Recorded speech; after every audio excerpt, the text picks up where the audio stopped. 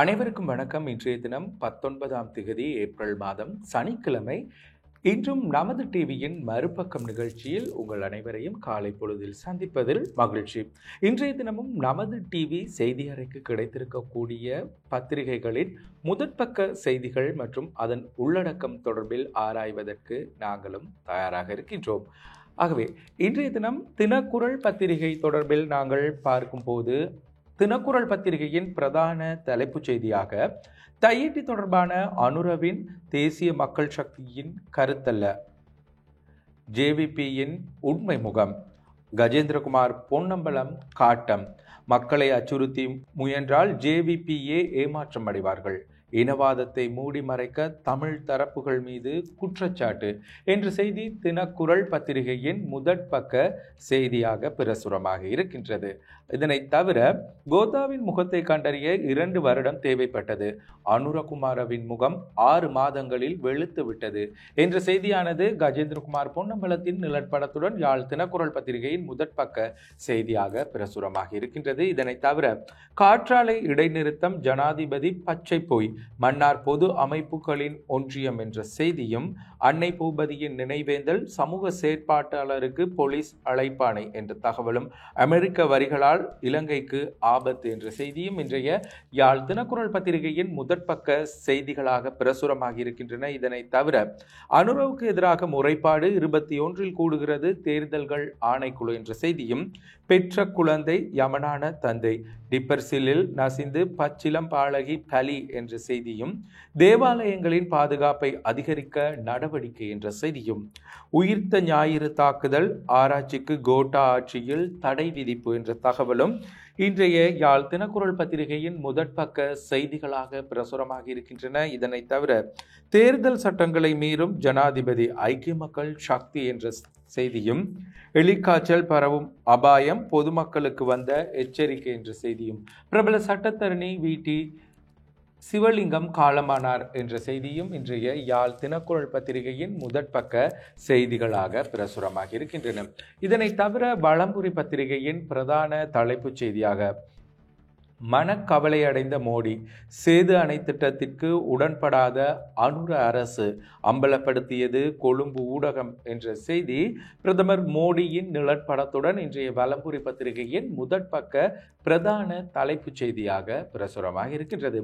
இதனை தவிர ஜனாதிபதி என்பதை மறந்து மன்னாரிலும் கட்சி தலைவராய் கர்ஜித்த அனுர, தேர்தல்கள் ஆணைக்குழு விசாரணை என்ற செய்தியும், போலீஸ் நிலையம் சென்ற இளைஞனே சடலமாக மீட்பு, உறவினர்கள் வாக்குமூலம் என்ற செய்தியும், சிஐடியில் ஆஜராக உள்ள பிள்ளையானின் சகா அமைச்சர் விஜயபால தெரிவிப்பு என்ற செய்தி வலம்புரி பத்திரிகையின் முதற்பக்க செய்தியாக பிரசுரமாக இருக்கின்றது. எனினும் நேற்றைய மாலை பொழுதில் பிள்ளையானின் சகா என கூறப்படும் பிள்ளையானின் சாரதி கைது செய்யப்பட்டிருக்கின்றமையும் குறிப்பிடத்தக்கது. இதேவேளை டிப்பரில் நசியுண்டு பாலகன் உயிரிழப்பு, தந்தையின் கவனக்குறைவால் விபரீதம் என்ற செய்தியும், ஜனாதிபதியின் மன்னார் பரப்புரை அப்பட்டமான தேர்தல் விதிமீறல், சுமந்திரன் குற்றச்சாட்டு என்ற செய்தியும், நம்மை நம்பி வாக்களித்த தமிழ் மக்களை கைவிட மாட்டோம், சத்தியம் செய்கிறார் அமைச்சர் பிமல் என்ற செய்தியும், காதலன் இறந்த சோகம் உயிர் துறந்த காதலி என்ற தகவலும், தமிழ் மக்களை நம்ப வைத்து கழுத்தறுக்கிறது அனுர அரசு, கஜேந்திரகுமார் குற்றச்சாட்டு என்ற செய்தியும் இன்றைய வலம்புரி பத்திரிகையின் முதற்பக்க பிரதான செய்திகளாக பிரசுரமாக இருக்கின்றன. உதயன் பத்திரிகையின் பிரதான தலைப்புச் செய்தியாக திஸ்ஸ விகாரை தொடர்பில் ஜனாதிபதி அனுரவின் கருத்துக்களே இனவாதம், கஜேந்திரகுமார் எம்பி பதிலடி என்ற செய்தி இன்றைய உதயன் பத்திரிகையின் பிரதான தலைப்புச் செய்தியாக பிரசுரமாக இருக்கின்றது. இதனை தவிர கவனக்குறைவால் ரிப்பர் சில்லுக்குள் அகப்பட்டு பச்சிலம் குழந்தை உயிரிழப்பு, அம்பாள் குளத்தில் சோகம் என்ற செய்தி இன்றைய உதயன் பத்திரிகையின் முதற்பக்க செய்தியில் கட்டமிடப்பட்டு நிழற்படத்துடன் பிரசுரமாக இருக்கின்றது. அன்னை பூபதியை அஞ்சலிக்க மட்டக்களப்பில் தடை உத்தரவு என்ற தகவலும், இலங்கையில் மீண்டும் எலிக்காய்ச்சல் அபாயம் என்ற செய்தியும், பிள்ளையானின் சாரதி சிஐடியால் கைது என்ற தகவலும், பிள்ளையான் என்பவர் தேசிய நாயகன் அல்ல, அது மிகைப்படுத்தப்பட்ட கருத்து, பொதுஜன பெரமுன தெரிவிப்பு என்ற தகவலும் இன்றைய உதயன் பத்திரிகையின் பிரதான செய்திகளாக பிரசுரமாக இருக்கின்றன. இதனை தவிர இந்தியாவுக்கு பாலம், பின்வாங்கியது இலங்கை, கொழும்பு ஊடகம் ஒன்று தகவல் என்ற செய்தி உதயன் பத்திரிகையின் கட்டமிடப்பட்ட செய்தியாக பிரசுரமாக இருக்கின்றது. இதேவேளை வவுனியா வேளங்குளத்தில் காட்டு யானைகளின் தொடர் அட்டூழியம் என்ற செய்தியும், ஈஸ்டர் தாக்குதலில் இறந்தோர் வேத சாட்சிகள், வத்திக்கான் வழங்கியது அங்கீகாரம், நாளை மறுதினம் அறிவிப்பு வெளிவரும் என்ற செய்தியும் இன்றைய உதயன் பத்திரிகையின் பிரதான தலைப்புச் செய்திகளாக பிரசுரமாக இருக்கின்றன.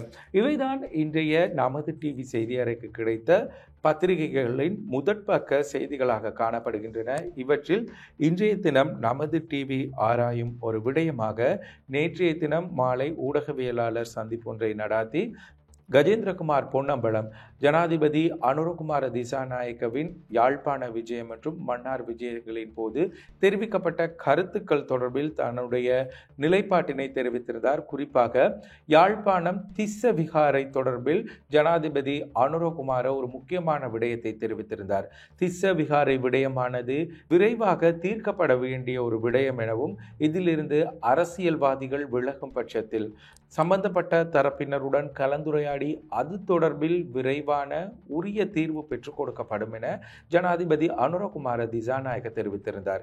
இதற்கு பதிலளிக்கும் வகையிலேயே கஜேந்திரகுமார் பொன்னம்பலம் ஊடகவியலாளர் சந்திப்பு ஒன்றை நடத்தி ஜனாதிபதி இனவாத கருத்துக்களை முன்வைப்பதாகவும், இது அனுரகுமார திசாநாயக்கவின் கருத்து அல்லவெனவும், இது ஜேவிபியின் கருத்தாகவே அமைவதாகவும் கஜேந்திரகுமார் பொன்னம்பலம் தெரிவித்திருந்தார். ஆகவே இந்த விடயம் தற்போது மீண்டும் அரசியலில் பேசு பொருளாக அமைந்திருக்கின்றது.